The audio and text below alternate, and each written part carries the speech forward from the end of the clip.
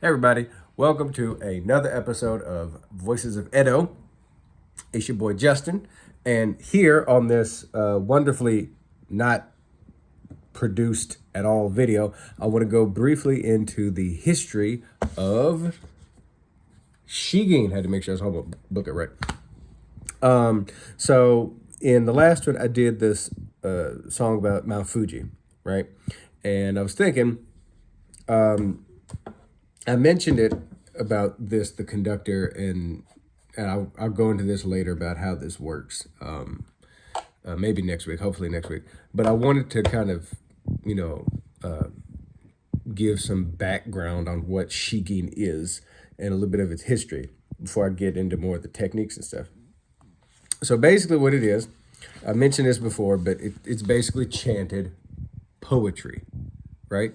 It's chanted mainly Chinese, classical Chinese poetry that is written in a four-line style, four lines,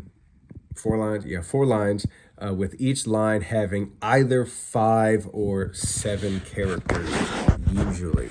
I say usually because sometimes you'll have little changes.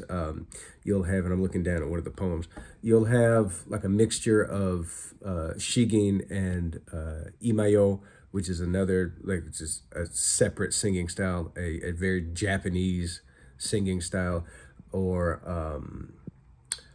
waka, which literally means Japanese singing, which is a different style. You'll sometimes have them mixed into the shigin poems, but when you say shigin, the poems that are like 95% of the time going to come up are these Chinese poems that are written in these 4-line structure. And I'm trying to remember, each line is it's kind of like a story. So you'll have 4 lines, and the first line is ki, which is sort of the character for to occur, which is kind of the opening part of your story, or the setting of your poem. And then you'll have show, which is further development of what you started in the first line. So your first line is your opening. The second line is sort of continuing, giving you more details, right, of your story or your situation. Then you'll have 10, which is the turnaround. So this is the point in your story, in the poem, where something happens, something exciting, or there's like a twist, or there's a really big thing you want to emphasize.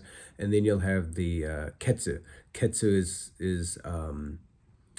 the character for it is like to tie up or to connect, right? And so this would be like the moral of the story or the message or something like that, right? So yeah, most of the poems are written in this style, and they'll have a ki shoten ketsu, this story structure to it. And another thing, and I want to keep these videos short. I don't want to take up too much else time, so I'm going to get into more detail on all this stuff in later videos. But you'll see here, and I'll get into what the red means like later. But you'll see that if any of y'all can understand any Japanese, or if you have a brief understanding of hiragana, you'll notice that you'll have hiragana next here to the you'll have hiragana here next to the Chinese characters. Now what that is the Japanese pronunciation, but also the Japanese reading of these characters, because these poems are originally written in Chinese, and so grammatically they follow the Chinese flow. So if you were a Japanese person, you were looking at these, or even if you know Japanese, if you're pretty fluent in Japanese, you'll notice that in a lot of these poems, the characters don't follow in the exact order as the hiragana would suggest they would, because you have the poems written in their original Chinese, and then you'll have the Japanese sort of how it would go if it were in Japanese. And oftentimes, I don't have it in this because this is the student-only book, but in the teacher's books, it'll have in the bottom part where they're explaining the poems, it'll have it written out in standard Japanese. and not just the Chinese version. It'll have like a Japanese version, more modern Japanese version, and then you can see how it's, you know, the characters in slightly different order. But anyway, so yeah, when did this come about?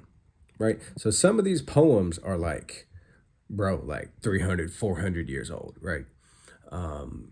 So you would imagine that shigin is 300, 400 years old. Not necessarily.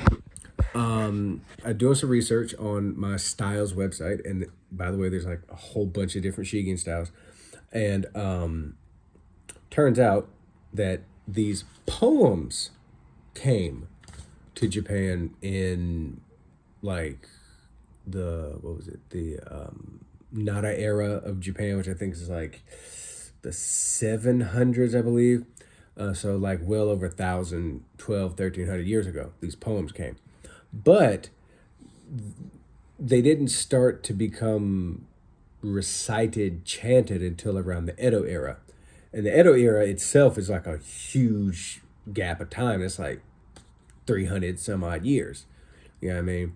So around in the Edo era, so you get like around like the 1500s to the 1860s, because I know Meiji started around the 1860s. So you have like that kind of era, like 300 years. In that period of time, these poems started to be learned by the samurai, kind of the upper class.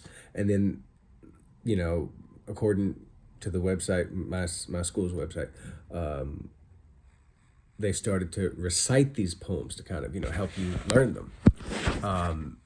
And then in the Meiji era, so like the 1860s, 1870s, 80s, 90s, and then into Taisho and Showa and kind of the modern era, then shigin started to become an art. You know, you started having different schools with their own different ways of singing these poems and different styles and stuff like that. So shigin, as I know it, and as you'll discover it if you look it up on here on YouTube, is maybe about like 160, 70 years old, as the art form is. But using these poems, studying these poems, you know, is several hundred years old. And yeah, so yeah, it's yeah, the history of shigin. It's a beautiful art form, you know, like I said, and it's, although relatively a brief history in terms of it, the art form as I'm trying to present to y'all, it's amazing, and I'll get into more later, in a later video, of what makes shigin special, right? Like not only the singing techniques, but also how you approach singing these poems. You know, what is the mindset that you must have when, you know, preparing to sing one of these poems. I'll give you a hint, samurai spirit. I'll just leave it like that. And then, like I said, I'll probably later on go into more detail about this, how to use this, how this works. Because it's pretty interesting how this works, and it's also interesting how shigin differs. The scale slightly differs from like modern Western music. But yeah, I'll get into that later. You know, stay tuned. Hope you enjoy, and catch you in the next one.